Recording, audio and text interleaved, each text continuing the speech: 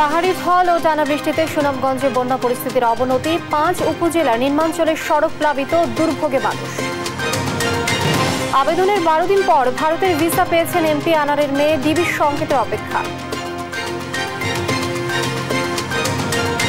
প্রত্যয় pension scheme নিয়ে মুখোমুখি বিশ্ববিদ্যালয়ের শিক্ষক কর্মকর্তা এবং জাতীয় পেনশন কর্তৃপক্ষ, পেশা আগ্রহ হারানোর শঙ্কা। মালয়েশিয়ায় কর্মী পাঠানোর নামে 12,000 কোটি টাকা লোপাট, 25 প্রতিষ্ঠানের বিরুদ্ধে তদন্তে দুদক, নজিরবিহীন বলছে টিআইবি। এবং কৃষি বাজেটে অর্থ না কমিয়ে বাড়ানোর তাগিদ বিশেষজ্ঞের, কমাতে হবে মধ্যস্বত্বভোগী দৌরাত্ম্য, এবার বিশেষ গুরুত্ব বলছেন প্রতিমন্ত্রী। দেখছিলেন শিরোনাম সংবাদ সকালের সঙ্গে আছি আমি লিনিয়া আফরোজ। সুনামগঞ্জে টানা বৃষ্টি ও উজানের পাহাড়ি ঢলে 5 উপজেলার সড়ক প্লাবিত হয়েছে। সুনামগঞ্জ পানি উন্নয়ন বোর্ড জানান, সুনামগঞ্জ পৌর শহরের সুরমা নদীর 16 ঘর পয়েন্টে সোমবার সকাল 9টায় সুরমা নদীর পানির উচ্চতা ছিল 7.53 মিটারে। এর আগের দিন একই সময়ে পানির উচ্চতা ছিল 7.34 মিটারে। এখানে সুরমা নদীর পানির বিপদসীমা 7.80 মিটার। এই হিসাবে নদীর পানি এখনো বিপদসীমার নিচে আছে। এছাড়া সুনামগঞ্জের জাদুকাটা, পাটনাই, কুশিয়ারা, নলজোর, চেলা, চলতি, রক্তি, বোলাই সব নদীর পানি বেড়েছে। এই পানি ঢুকছে হাওরে। রাস্তাঘাট প্লাবিত হওয়ায় ভোগান্তি বেড়েছে।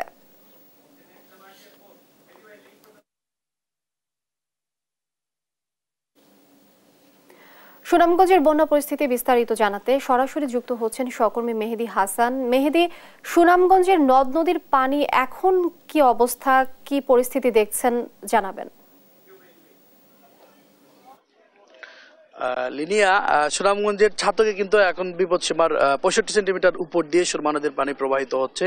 তবে ছাতকে বিপদসীমার উপর দিয়ে প্রবাহিত হলেও সুনামগঞ্জ শহরের 16 ঘর পয়েন্ট দিয়ে কিন্তু বিপদসীমার 26 সেন্টিমিটার নিচ দিয়ে প্রবাহিত হচ্ছে। আপনাকে জানিয়ে রাখি, সুনামগঞ্জে সকাল থেকে কিন্তু ব্যাপক বৃষ্টিপাত হচ্ছে এবং প্রায় 58 মিলিমিটার বৃষ্টিপাত সুনামগঞ্জে রেকর্ড করা হয়েছে।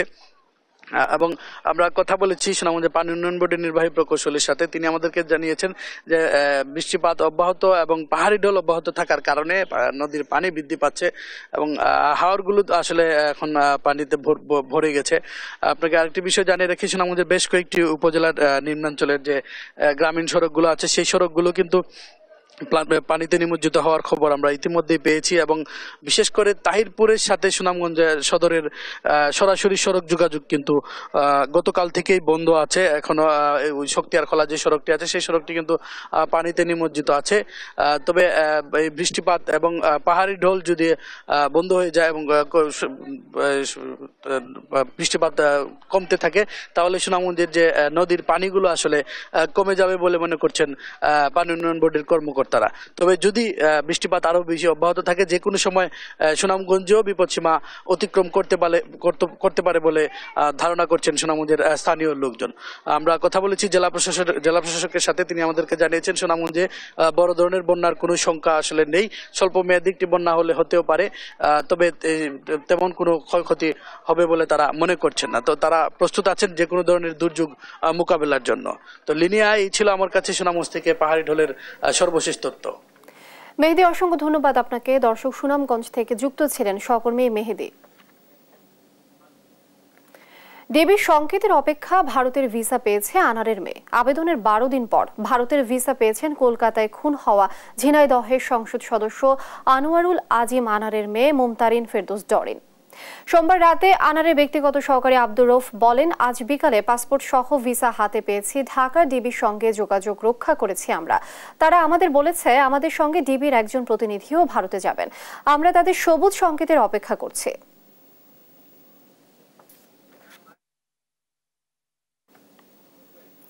স্বায়ত্তশাসিত প্রতিষ্ঠানগুলোর জন্য সরকারি ঘোষিত প্রত্যয় স্কিমে যোগ দিতে চান না বিশ্ববিদ্যালয়ের শিক্ষক, কর্মকর্তা, কর্মচারীরা। তাদের দাবি, নতুন পেনশন ব্যবস্থায় বৈষম্যর শিকার হবেন তারা। এতে শিক্ষকতা পেশায় আসার আগ্রহ হারাবেন মেধাবীরা। আর জাতীয় পেনশন কর্তৃপক্ষ বলছে, না বুঝেই বিরোধিতা করছেন শিক্ষক কর্মকর্তারা। মাজহারুল ইসলামের বিশেষ রিপোর্ট।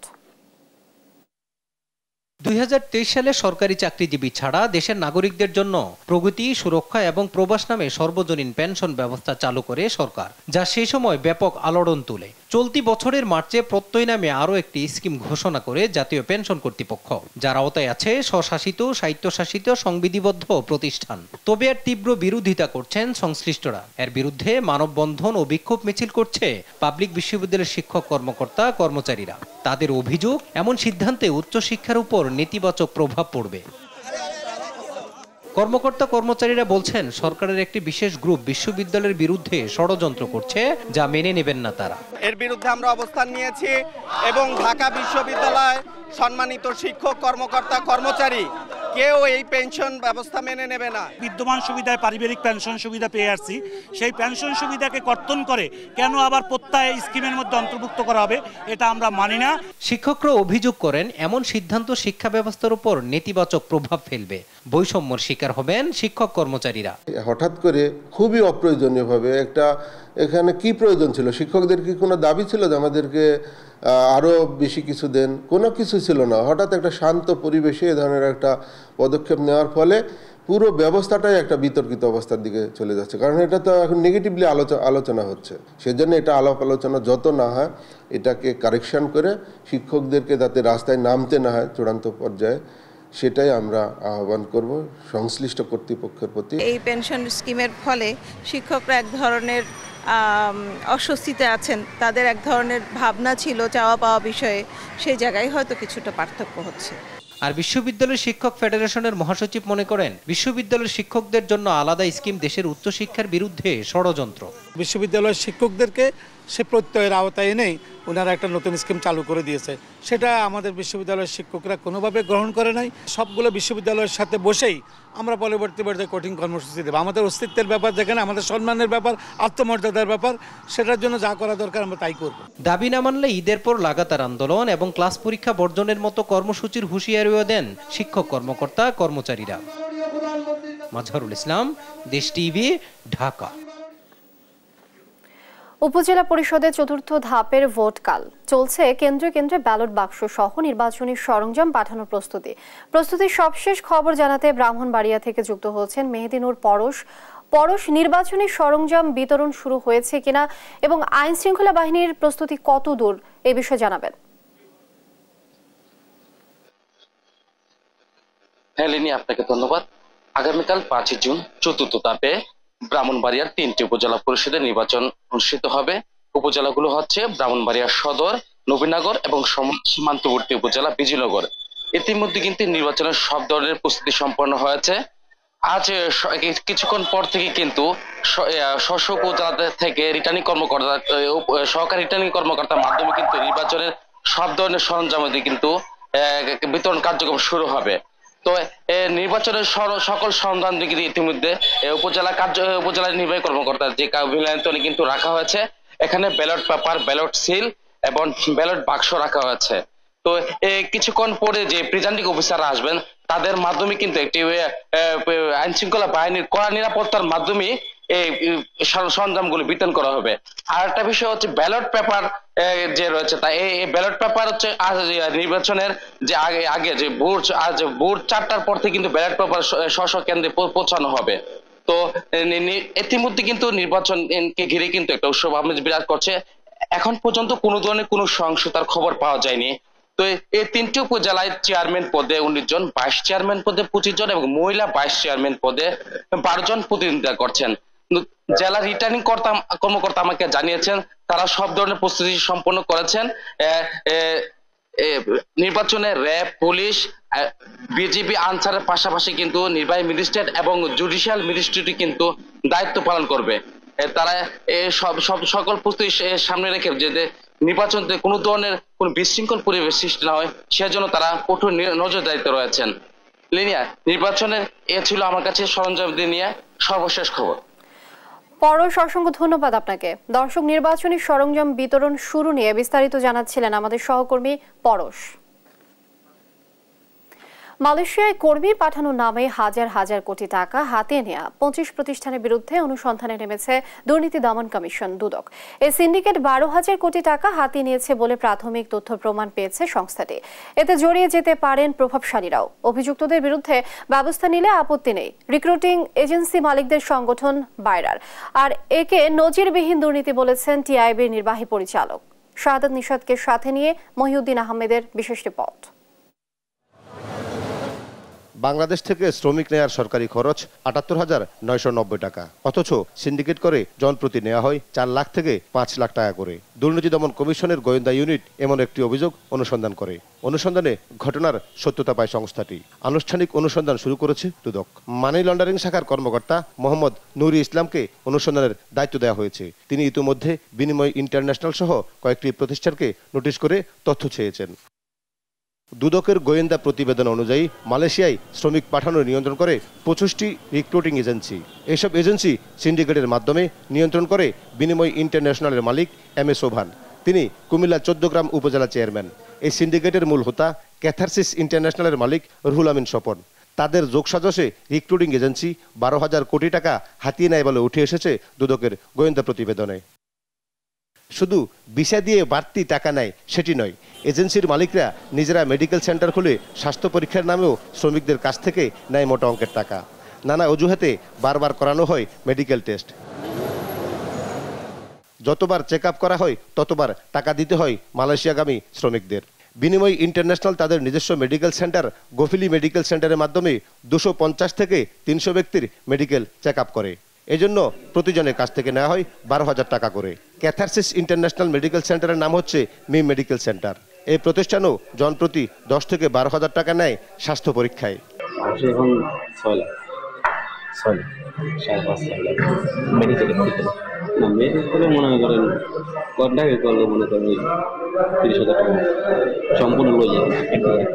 যারা সিন্ডিকেট করে শ্রমিকদের বিদেশ পাঠানোর সময় অতিরিক্ত টাকা নেয় তাদের প্রতারক আখ্যায়িত করেন বাইরা মহাসচিব। তিনি বলেন, প্রতারকদের বিরুদ্ধে ব্যবস্থা নিলে তাদের পক্ষ থেকে সহযোগিতা করা হবে। এই ব্যাপারে মন্ত্রণালয় অভিযোগ দিলে মন্ত্রণালয় তার ব্যাপারে ব্যবস্থা নেবে। তো এটার জন্য তো অলরেডি ব্যবস্থা নেওয়া আছে। তো এই ধরনের প্রতারণা যারা করে থাকে তারা তো প্রতারণা যে করে সে তো প্রতারক, তার বিরুদ্ধে তো কঠিন ব্যবস্থা আছে, লাইসেন্স ক্যান্সেল অন্যান্য ব্যবস্থা নিশ্চিত করে থাকে। আমার যে বিষয়ে যে ব্যাপারে যদি কেউ রিপোর্ট করে তাহলে সেই প্রয়োজনীয় পদক্ষেপ নেওয়া হবে। সাধারণ মানুষের কাছ থেকে টাকা নেওয়া সিন্ডিকেটের বিরুদ্ধে ব্যবস্থা নেওয়ার পরামর্শ দেন টিআইবি নির্বাহী পরিচালক। এই এজেন্টগুলোকে এক ধরনের জবাবদিহিতার মধ্যে আনা, স্বচ্ছতার মধ্যে নিয়ে আসা, মানে কেন তারা অগ্রিম টাকা নিচ্ছে, উদাহরণস্বরূপ টাকা দিচ্ছে অভিবাসন কর্মী কিন্তু তারপরেও তারা ভিসাও পাচ্ছে না, যেতেও পারছে না, এই প্রশ্নগুলোর সমাধান কিন্তু আমরা দেখতে পাই না। মূলত তারা মার্কেটটা নিয়ন্ত্রণ করে সেই কারণে। সম্প্রতি আরও কয়েকটি প্রতিষ্ঠান জনবল পাঠানোর নামে মানুষের কাছ থেকে বিপুল অঙ্কের টাকা হাতিয়ে নিয়েছে। এর সাথে সরাসরি জড়িত ফেনীর এমপি মাসুদউদ্দিন চৌধুরী, এমপি বেনজির আহমেদ ও সাবেক অর্থমন্ত্রী মোস্তফা কামালের স্ত্রীর প্রতিষ্ঠানও। দুদকের অনুসন্ধানে এসব প্রতিষ্ঠানের নামেও উঠে আসতে পারে বলে জানায় সংস্থাটির কর্মকর্তারা। মহিউদ্দিন আহমেদ, দেশ টিভি, ঢাকা। সংবাদ সকালে আরো থাকছে। ভারতে লোকসভা নির্বাচনে ভোট গণনা চলছে। 280 আসনে এগিয়ে বিজেপি নেতৃত্বাধীন এনডিএ জোট। বিজয় উদযাপনের প্রস্তুতি গেরুয়া শিবিরের। পুলিশের সর্বোচ্চ পদে চাকরিরত অবস্থায় বেসরকারি চাকরিজীবী হিসেবে করিয়েছেন পাসপোর্ট। অবৈধ বিনিয়োগ ও ভবিষ্যতে স্থায়ীভাবে বিদেশে বসবাসের জন্য এমন জালিয়াতির আশ্রয় নিয়েছেন আলোচিত সাবেক পুলিশ প্রধান বেনজির আহমেদ। এমন ঘটনাকে ন্যাক্কারজনক বলছেন বিশেষজ্ঞরা। প্রশ্ন তুলেছেন দুদক ও সরকারি সেবাদানকারী প্রতিষ্ঠানগুলোর কাজের স্বচ্ছতা নিয়েও। বিস্তারিত নূপুর মাহমুদের প্রতিবেদনে। পাসপোর্টটি আলোচিত পুলিশের সাবেক মহাপরিদর্শক বেনজির আহমেদের। পাসপোর্টটি নবায়নের তারিখ অনুযায়ী ওই সময় তিনি র্যাবের মহাপরিচালক হিসেবে দায়িত্বরত, অথচ পাসপোর্টে পরিচয় ব্যবহার করেছেন প্রাইভেট সার্ভিস। পুলিশের প্রধান হিসেবে অবসরে যাওয়া প্রভাবশালী এই কর্মকর্তা কিভাবে পরিচয় গোপন করে পাসপোর্ট করলেন, এই নিয়ে সৃষ্টি হয়েছে নানা প্রশ্নের। এ বিষয়ে পাসপোর্ট অধিদপ্তরের মহাপরিচালকের সঙ্গে যোগাযোগ করেও কোনো বক্তব্য মেলেনি। সূত্র বলছে, নবায়নের সময় পাসপোর্ট অধিদপ্তর ভুল তথ্যের কথা জানিয়ে র্যাব সদর দপ্তরে চিঠি পাঠালেও প্রভাব খাটিয়ে সেটি করে নেন র্যাবের তৎকালীন মহাপরিচালক। একের পর এক অবৈধ সম্পদের খবর প্রকাশ্যে আসার পর আপনজনেরাও এখন পর বেনজির আহমেদের। যাকে প্রতিবেশী হিসেবে পেয়ে গর্ব করতেন প্রতিবেশীরা, তাকে ঘিরে সৃষ্ট পরিস্থিতিতে এখন বাসায় টানিয়ে রাখতে হচ্ছে এমন সাইনবোর্ড। নিরাপত্তা রক্ষীকারীরাও বিরক্ত সাবেক আইজিপির উপর। জালিয়াতির মাধ্যমে পাসপোর্ট তৈরির ঘটনাকে নজিরবিহীন বলছেন বিশেষজ্ঞরা। দুর্নীতিবাজ কর্মকর্তাদের জন্য বেনজির আহমেদের পরিণতি বড় বার্তা বলেও মনে করছেন তারা। শুধুমাত্র এখানে যিনি জালিয়াতির মাধ্যমে প্রতারণার মাধ্যমে পাসপোর্ট ইস্যু করিয়েছেন, তিনি ক্ষমতার ব্যবহার করেছেন ব্যক্তি হিসেবে তিনি, এবং তার দুটি প্রতিষ্ঠানের শীর্ষ কর্মকর্তা হিসেবে র্যাব এবং পুলিশ কর্মসূচি, তার যে ক্ষমতা, প্রাতিষ্ঠানিক ক্ষমতা, যেটার মধ্যে আবার রাজনৈতিক যোগসাজশ ছিল, সেটা তথ্য কেউ অস্বীকার করতে পারবে না, সমর্থন ছিল, সেই দুইটার সংমিশ্রণে যে ক্ষমতা, সেটাকে অপব্যবহার করে তিনি বিভিন্ন অপরাধ করেছেন, সেটার চিত্র ব্যাপক আলোচিত। অনেকেই ভাবতে পারে যে ইনি কোনো একটা কারণে পড়েছে, তো সেই কারণটা আমি যদি না ঘটাই তাহলে আমি যতই লুটপাট করি না কেন আমি পড়বো না, এরকম ভাবতে পারে।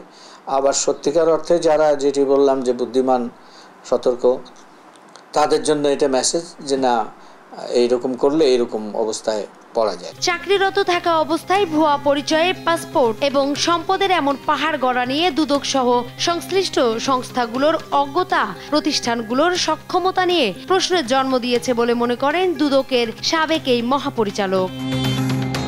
নূপুর মাহমুদ, দেশ টিভি, ঢাকা। বাজেটের খবর।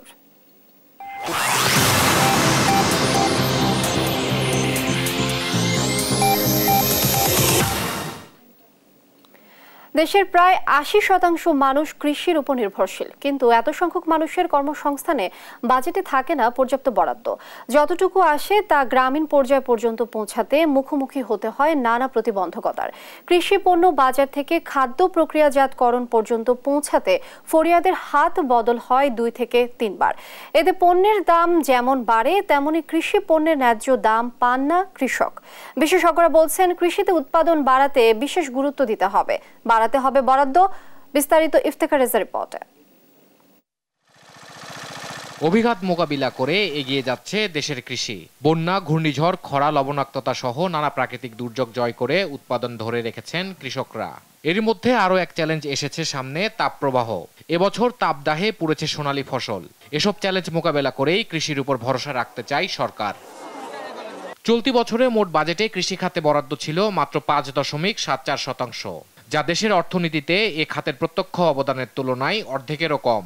জাতীয়ভাবে কৃষিতে যে বাজেট পাওয়ার কথা তা এখনো পাচ্ছে না বলে মনে করেন ইমেরিটাস অধ্যাপক ডক্টর এম.এ. সাত্তার মণ্ডল। কৃষি আমাকে ওইভাবে চট করে কোনো প্রবৃদ্ধি দেবে না, কৃষি দেবে আমার খাদ্য নিরাপত্তা।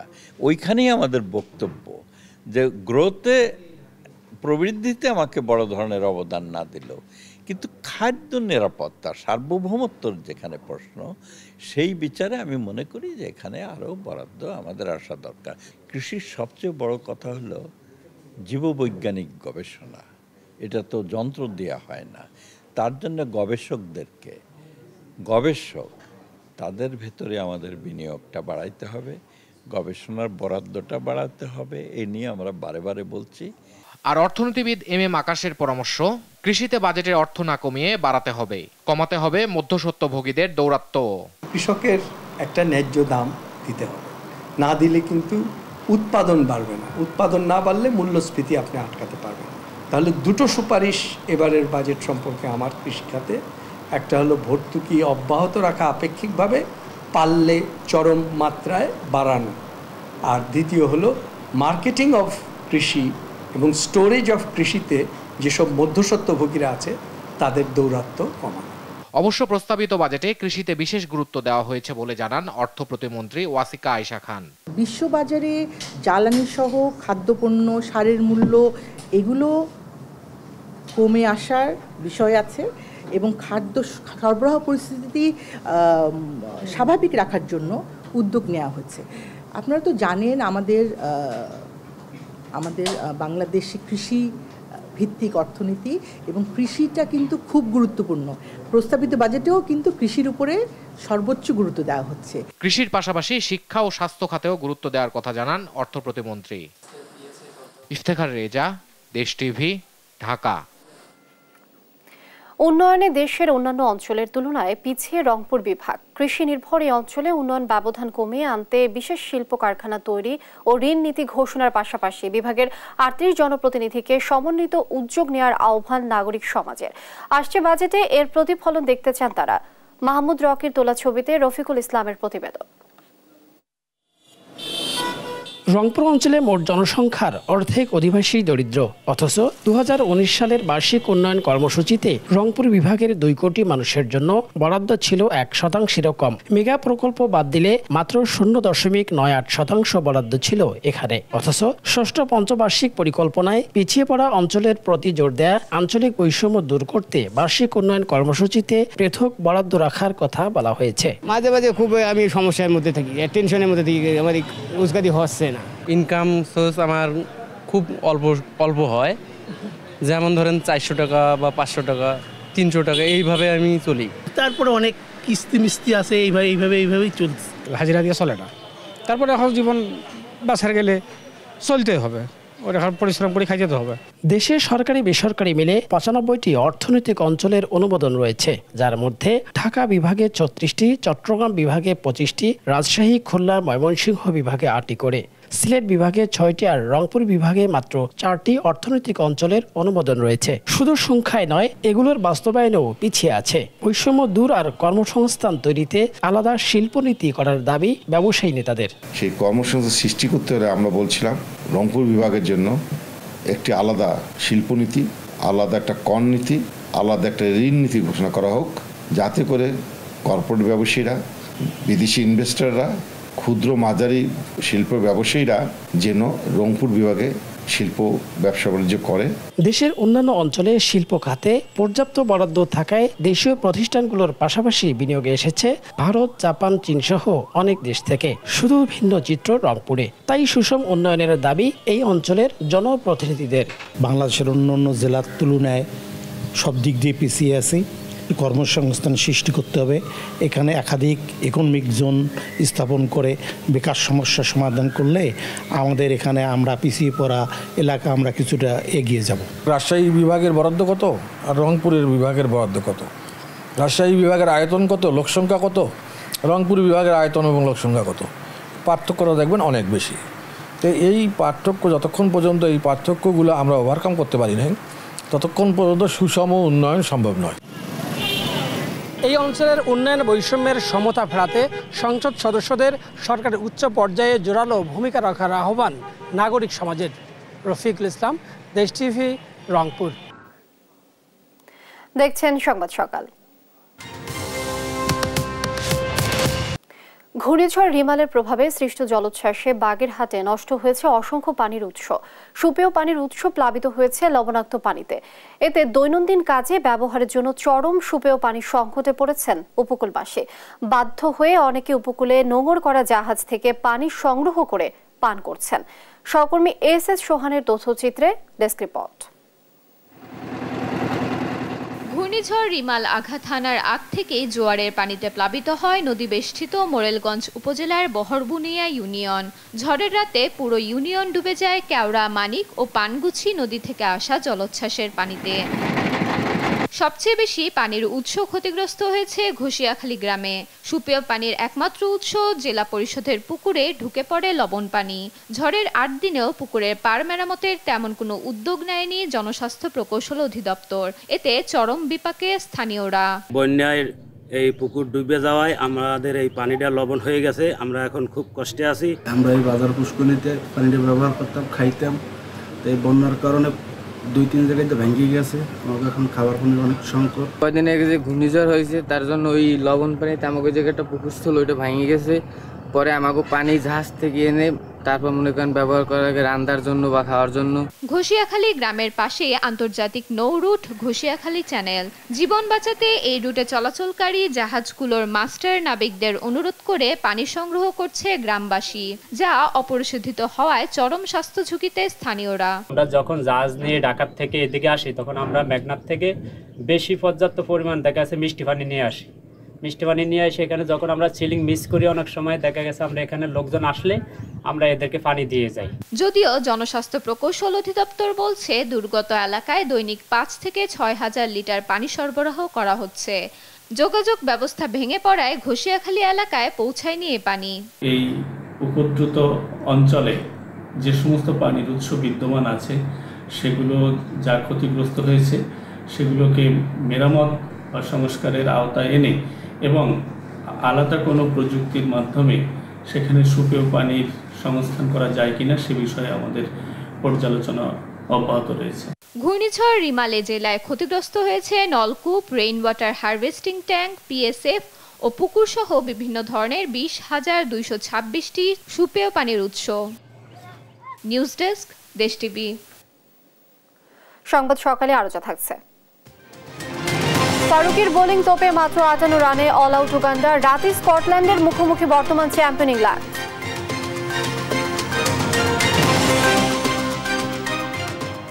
নিত্যপণ্যের বাজার দরে বর্তমান পরিস্থিতি জানাতে চট্টগ্রাম থেকে যুক্ত হচ্ছেন সহকর্মী AKM নাজিম। নাজিম, নিত্যপণ্যের দরদাম নিয়ে আসলে নতুন কিছু বলার নেই, তারপর আপনার কাছে জানতে চাইবো আজকে নিত্যপণ্যের বাজার কেমন দেখছেন চট্টগ্রামে এবং কোন পণ্যের কত দাম?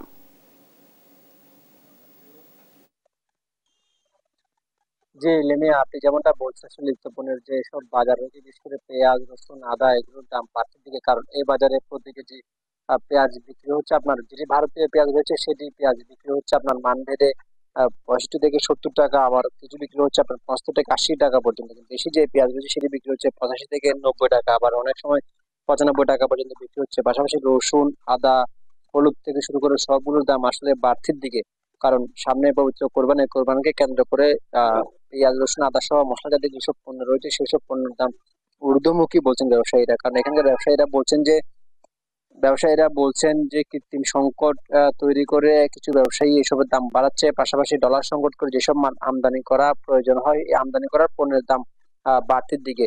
তাই খাতুনগঞ্জ বাজারে যদি কিছু দাম বাড়তি থাকে তাহলে খুচরা বাজারে সে দাম আরো বেশি বেড়ে যায়, কারণ খাতুনগঞ্জ বাজারে ভারতীয় পেঁয়াজ যেটি রয়েছে সেটি বিক্রি হচ্ছে 58 থেকে 60 টাকা, সেটি খুচরা বাজারে এসে আসলে বিভিন্ন সময় 75 থেকে 80 টাকা পর্যন্ত বিক্রি হয়। পাশাপাশি দেশি যেসব পেঁয়াজ রয়েছে দেশের কুষ্টিয়া, পঞ্চগড় থেকে শুরু করে যেসব পেঁয়াজ এই চট্টগ্রামে আসে এইসব পেঁয়াজ এখানে মানভেদে বিক্রি হচ্ছে 95 থেকে 100 টাকা পর্যন্ত। আর রসুন, হলুদ, আদা এগুলোর দাম বাড়ছে, কারণ মশলা জাতীয় যেসব পণ্য রয়েছে সবগুলো পণ্য আসলে কেজি প্রতি 100 থেকে 150 টাকা পর্যন্ত বেড়েছে বলে আমরা জেনেছি।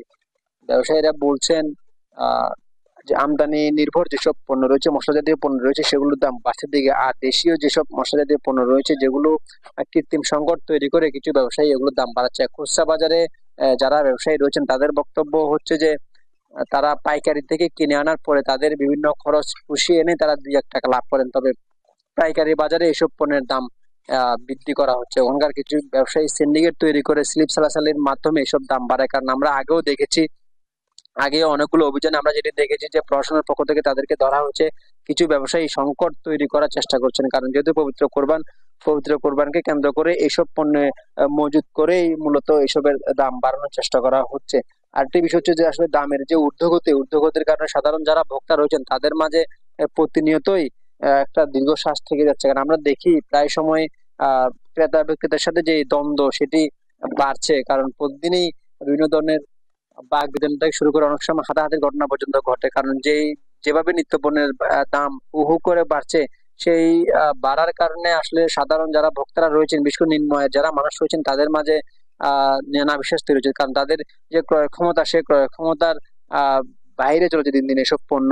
সেই কারণে আসলে যারা সাধারণ ভোক্তারা রয়েছেন, যারা নিম্ন আয়ের মানুষ রয়েছেন তারা বলছেন যে এইসব বিষয়ে আসলে কঠোর মনিটরিং প্রয়োজন। শুধু লোক দেখানো অভিযান না চালিয়ে প্রতিনিয়তই ভোক্তা অধিকার সংরক্ষণ অধিদপ্তর সহ যারা বিভিন্ন সংস্থাগুলো রয়েছে যারা তদারকি করে তারা যেন এইসব বিষয়ে দ্রুত অভিযান চালায়, কারণ অভিযান চালালে হয়তো বাজার মনিটরিং করলে এইসব পণ্যের দাম হয়তো কিছুটা কমে আসতে পারে, কিন্তু যদি মনিটরিং করা না হয় তাহলে এইসব পণ্যের দাম আরো বাড়বে। কারণ সামনে যেহেতু পবিত্র কোরবানকে কেন্দ্র করে খুচরা বাজারে এবং গ্রামীণ যেসব বাজারে সেসব বাজারে মশলা জাতীয় পণ্যের দাম আরো বাড়ছে।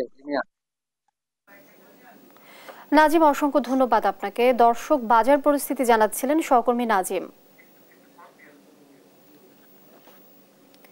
মাছ মাংসের বাজার পরিস্থিতি জানাতে বাগেরহাট থেকে যুক্ত হচ্ছেন সহকর্মী SS সোহান। সোহান আমাদের সাথে যুক্ত হচ্ছেন। সোহান, কেমন দেখছেন আজকের মাছ মাংসের বাজার পরিস্থিতি? কি বলছেন এ বিষয়ে ক্রেতা বিক্রেতারা? বিস্তারিত জানাবেন।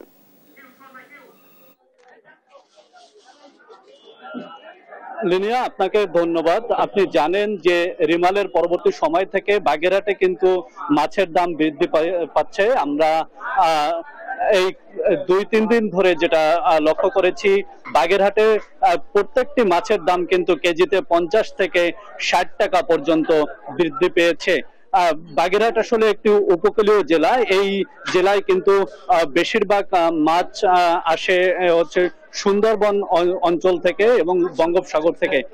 আসলে 1 জুন থেকে কিন্তু সুন্দরবনে মাছ ধরা বন্ধ রয়েছে, যার ফলে এই বাগেরহাটে কিন্তু মাছের একটা সংকট দেখা দিয়েছে। এছাড়া আমরা যদি রিমাল পরবর্তী অবস্থা বলি, রিমালে কিন্তু বাগেরহাটে যে মাছের উৎস ঘেরের কিন্তু ব্যাপক ক্ষয়ক্ষতি হয়েছে এবং যার ফলে এই এলাকায় কিন্তু মাছের আরো বেশি সংকট দেখা দিয়েছে। আমরা যারা মাছ ব্যবসা করছেন তাদের সাথে কথা জানিয়েছেন যে মাছের সরবরাহ কম থাকায় কিন্তু এই এলাকায় আসলে মাছের ব্যাপক সংকট দেখা দিয়েছে। আমরা যদি মাছের দামের বিষয়ে আপনাদেরকে বলি, আজকের বাজারে ইলিশ মাছ 500 গ্রাম ওজনের যে ইলিশ মাছ রয়েছে, সেই ইলিশ মাছের কেজি কিন্তু বিক্রি হচ্ছে 800 থেকে 1000 টাকা পর্যন্ত, এবং 1 কেজি এবং 1 কেজির বেশি ওজনের যে ইলিশ রয়েছে সেই ইলিশ বিক্রি হচ্ছে 1600 থেকে 2000 টাকা কেজি পর্যন্ত। এর বাইরে বাগেরহাটে রয়েছে বাগদা চিংড়ি, গলদা চিংড়ি, হরিণা চিংড়ি, এসবের দামও কিন্তু গত কয়েকদিনের থেকে বেশি 50 থেকে 100 টাকা কেজিতে বৃদ্ধি পেয়েছে। হরিণা চিংড়ি আজকে বিক্রি হয়েছে 550 টাকা থেকে 600 টাকা কেজি। বাগদা চিংড়ি বিক্রি হয়েছে 800 থেকে 900 টাকা কেজি। গলদা চিংড়িও আকার বেঁধে 700 থেকে 1500-1600 টাকা পর্যন্ত কেজি বিক্রি হয়েছে, এবং ভেটকি মাছ বিক্রি হয়েছে 1000 টাকা 1100 টাকা কেজিতে। এর বাইরে বাগেরহাটে কিন্তু ফ্রিজিং করা যে মাছটাকে আমরা কোল্ড স্টোরের মাছ বলি, সেই মাছ কিন্তু বাজারে প্রচুর পাওয়া যায়, তবে এই মাছগুলোর দাম একটু কম। এবং বাগেরহাটে আজকে রুই মাছ বিক্রি হয়েছে 350 টাকা থেকে 400 টাকা কেজি দামে। কাতলা মাছ 300 থেকে 350 টাকা কেজি দরে কিন্তু বিক্রি হয়েছে। বাগেরহাট থেকে এই ছিল আমার কাছে মাছের বাজারের সর্বশেষ। সোহান, অসংখ্য ধন্যবাদ আপনাকে। দর্শক, বাগেরহাট থেকে বাজার পরিস্থিতি জানাচ্ছিলেন সহকর্মী সোহান। দেখছেন সংবাদ সকাল। মডেল ও অভিনেত্রী রিশতা লাবণী সীমানা মারা গেছেন। আজ সকাল 6টার দিকে শেষ নিঃশ্বাস ত্যাগ করেন তিনি। গেল মে মাসে মস্তিষ্কে রক্তক্ষরণ হলে national institute of neuro sciences হাসপাতালে 8 দিন চিকিৎসাধীন ছিলেন সীমানা। অবস্থার অবনতি হলে 29 মে এই অভিনেত্রীকে বঙ্গবন্ধু শেখ মুজিব মেডিকেল বিশ্ববিদ্যালয়ে স্থানান্তর করা হয়। সেখানে পরীক্ষা নিরীক্ষা করে ভেন্টিলেশনের শেষ চেষ্টা হিসেবে লাইফ সাপোর্টে রাখা হয়। আজ না ফেরার দেশে পাড়ি জমান সীমানা। আন্তর্জাতিক। 1.5 মাসেরও বেশি সময় ধরে চলা নির্বাচনী কর্মকাণ্ড শেষে এবার চলছে ভোট গণনা। স্থানীয় সময় সকাল 8টায় শুরু হয় এই গণনা। দেশটির গণমাধ্যম বলছে 145 আসনে এগিয়ে আছে বিজেপি নেতৃত্বাধীন এনডিএ জোট, আর 115 আসনে এগিয়ে ইন্ডিয়া জোট। এক ঝাঁক তারকা প্রার্থী সহ 8360 জন প্রার্থী লড়েছেন এবারের ভোটে। টানা তৃতীয়বার কি সরকার গড়বে নরেন্দ্র মোদীর বিজেপি, নাকি কংগ্রেসের নেতৃত্বে বিরোধী ইন্ডিয়া জোট ফিরবে ক্ষমতায়? সে হিসাব মিলবে আজ। বিস্তারিত রায়হান কবির শুভ্র রিপোর্টে। বিশ্বের ইতিহাসে সবচেয়ে বড় নির্বাচনের ফল ঘোষিত হচ্ছে। এর ভোটার সংখ্যার কারণেই দেওয়া হয়েছে সবচেয়ে বড় নির্বাচনের তকমা। ভারতের 18তম লোকসভা নির্বাচনে এবার ভোটার সংখ্যা ছিল প্রায় 97 কোটি, যা বিশ্বের মোট জনসংখ্যার 12%। এর আগে বিশ্বের কোনো নির্বাচনে ছিলেন না এত ভোটার। এবার ভোট দিয়েছেন 64 কোটি 20 লাখ মানুষ। ভারতীয় সংসদের নিম্নকক্ষ লোকসভার 543 আসনের জন্য হয় ভোট গ্রহণ। যে দল বা জোট 272 বা তার বেশি আসন পাবে তারা দেশের পরবর্তী সরকার গঠন করবে। এই নির্বাচনের প্রতিদ্বন্দ্বিতা হচ্ছে মূলত দুটি জোটের মধ্যে, প্রধানমন্ত্রী নরেন্দ্র মোদীর জনতা পার্টি বা বিজেপির নেতৃত্বাধীন এনডিএ এবং বিরোধী কংগ্রেসের মিত্রদের নিয়ে গঠিত ইন্ডিয়া জোট। নির্বাচনে সবার নজর ছিল হেভিওয়েট প্রার্থীদের দিকে। এ তালিকায় প্রথমে আসে নরেন্দ্র মোদীর নাম। তৃতীয়বার প্রধানমন্ত্রী হওয়ার দৌড়ে তিনি। জনমত সমীক্ষা বলছে তিনি আসতে চলেছেন আবারও। যদি ৭৩ বছর বয়সী মোদী এবারও জিততে পারেন তাহলে ভারতের প্রথম প্রধানমন্ত্রী জওহরলাল নেহরুর রেকর্ড ছুঁয়ে ফেলবেন বিজেপির এ নেতা। বিজেপির আরও এক হেভিওয়েট প্রার্থী যোগী আদিত্যনাথ। সন্ন্যাসী থেকে উত্তরপ্রদেশের মুখ্যমন্ত্রী হওয়া যোগী আদিত্যনাথকে মনে করা হয় প্রধানমন্ত্রী নরেন্দ্র মোদীর পরেই বিজেপির সবচেয়ে জনপ্রিয় রাজনীতিবিদ। এবারের নির্বাচনে আরও নজর ছিল বিজেপির সাবেক সভাপতি ও প্রতিরক্ষামন্ত্রী রাজনাথ সিং এর দিকে। নরেন্দ্র মোদী থেকে রাহুল গান্ধী, অধীর চৌধুরী থেকে অভিষেক বন্দ্যোপাধ্যায় সহ একাধিক হেভিওয়েট প্রার্থীর নির্ধারিত হতে চলছে ভাগ্য। কি হবে আজকের ভোটের ফল? টানা তৃতীয়বার কি সরকার গড়বে বিজেপি? প্রধানমন্ত্রী হিসেবে নরেন্দ্র মোদী করবেন হ্যাট্রিক, নাকি কংগ্রেসের নেতৃত্বে বিরোধীরা ফিরবেন ক্ষমতায়? তা জানতে সময়ের অপেক্ষা মাত্র। রায়হান কবির শুভ্র, নিউজ ডেস্ক, দেশ টিভি। দেখছেন সংবাদ সকাল।